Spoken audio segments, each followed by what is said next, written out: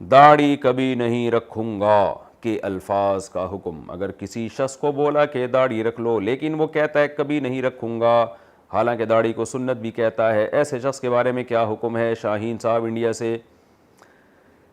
بہت برا جملہ ہے, کبھی نہیں رکھوں گا. بھائی آپ بول رہے ہو میں نہیں رکھ رہا, یہ تو نہیں کہو نا نیکی کے بارے میں کہ میں کبھی بھی نہیں کروں گا. یہ تو پھر اللہ کی طرف سے دلوں پر مہر لگ سکتی ہے. اگر کوئی آپ کو نماز کا کہہ رہا ہے, آپ بولو بھائی انشاءاللہ کوشش کروں گا, بس نکل لو پتلی گلی سے یہ کہہ کے. اگر کوئی پاگل آدمی یہ کہتا ہے میں کبھی بھی نہیں پڑھوں گا نماز, تو اللہ کو غضب آئے گا, اللہ دل پہ مہر نہ لگا دے, کہیں نیکی کی توفیق ہی سلب نہ کر لے. تو داڑھی رکھنا بھی واجب ہے, ضروری ہے, گناہ ہے داڑھی کاٹنا, ایک مٹھی سے کم کرنا بھی ناجائز ہے اور بالکل مونڈنا بھی حرام ہے, دونوں ناجائز ہیں. تو داڑھی بڑھانا واجب ہے, حدیث میں آتا ہے, بخاری مسلم کی حدیث ہیں, بہت ساری روایات ہیں اس بارے میں. تو اس لیے داڑھی آپ رکھیں.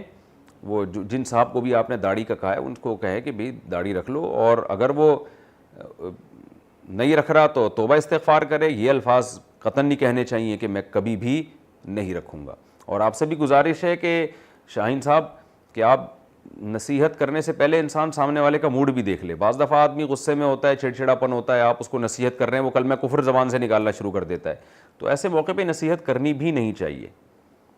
گھر اور جاب میں کتنے فاصلے پر قصر کا حکم ہوگا؟ ایک شخص اپنے گھر کے قریب 100 کلومیٹر دوری پر جاب کرتا ہے اور 3 مہینے بعد اپنے گھر آ جاتا ہے, تو وہ پوری نماز پڑھے گا یا قصر پڑھے گا؟ یو پی سے کسی نے پوچھا ہے, نام نہیں بتایا. 100 کلومیٹر دور تو سفر شروع ہو جاتا ہے, یعنی قصر والی نماز پڑھنا جائز ہے. 78 کلومیٹر پہ ہو جاتا ہے, تو اگر کوئی 100 کلومیٹر دور جا رہا ہے تو وہ مسافر ہے. لیکن جہاں جا رہا ہے وہاں اگر 15 دن ٹھہرنے کی نیت کر لے گا تو پھر مسافر نہیں رہے گا. تو یہ تو 3 مہینے ٹھہرتے ہیں, 15 دن ٹھہرنے سے زیادہ کی نیت کرتے ہیں, تو پھر یہ مسافر نہیں ہوں گے, یہ پوری نماز پڑھیں گے. ناول پڑھنا کیسا ہے؟ اسلامک ناول پڑھنا کیسا ہے؟ اگر اسے اچھی نیت سے پڑھیں تو کیا ثواب بھی ملتا ہے؟ عیشہ ہے, پتہ نہیں کیا نام لکھا ہوا ہے, عیشہ حیدرآباد سے. علیشہ تو نہیں ہے, عیشہ حیدرآباد سے. خیر, عجیب نام مارکیٹ میں آ رہے ہیں. ناول, اسلامی ناول پڑھنا, بھائی دیکھو اس ناول عام فحش ناول سے تو بہتر ہے کہ اسلامک ناول پڑھ لیں آپ جس میں تھوڑی ہسٹری ہو. لیکن ناولوں میں جو ہسٹری ہوتی ہے نا وہ ہسٹری کم ہوتی ہے, اس میں مصنف کی اپنی باتیں زیادہ ہوتی ہیں, تو ہسٹری کو تھوڑا مسخ کیا ہوا ہوتا ہے چٹخارے اور چٹپٹا بنانے کے لیے.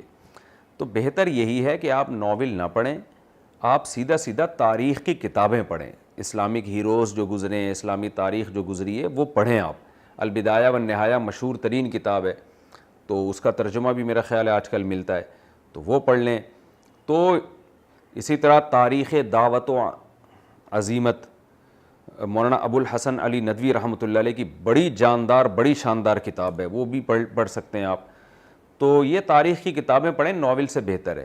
بہرحال پھر بھی فحش ناول سے بہتر ہے کہ یہ والے پڑھ لیں, لیکن حقیقت یہ ہے کہ اس سے آپ کی جو صحیح تاریخ کا آپ کو علم ہوگا نہیں. اچھی چیزیں پڑھنی چاہیے انسان کو.